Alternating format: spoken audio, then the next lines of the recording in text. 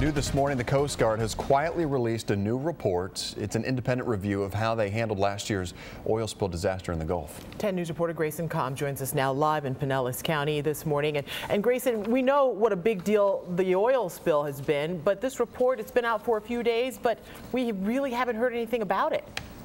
Yeah, Ginger, no press conference, no fanfare came along with the release of this report. Why? The short answer, it's critical of the Coast Guard in several key areas. Now, the report points out that no one expected this to be easy. The Gulf oil spill was unprecedented. The Coast Guard had to create procedures on the fly.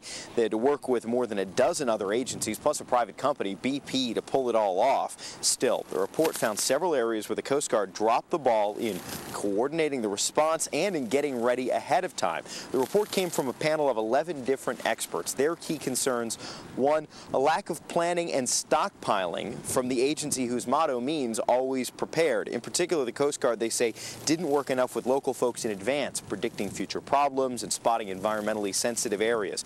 Second, not turning to scientific experts for help in figuring out how much oil was really flowing or the effects of pumping dispersants into the Gulf. And the issue that may be the most concerning, the Coast Guard doesn't consistently learn its lessons from disasters and practice drills.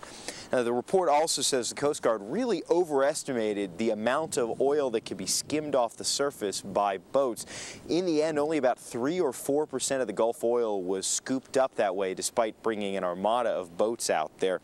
There were some key positives to this report. One of them is that the decision to burn oil slicks on the surface far out at sea apparently was very effective. They did that more than 400 times.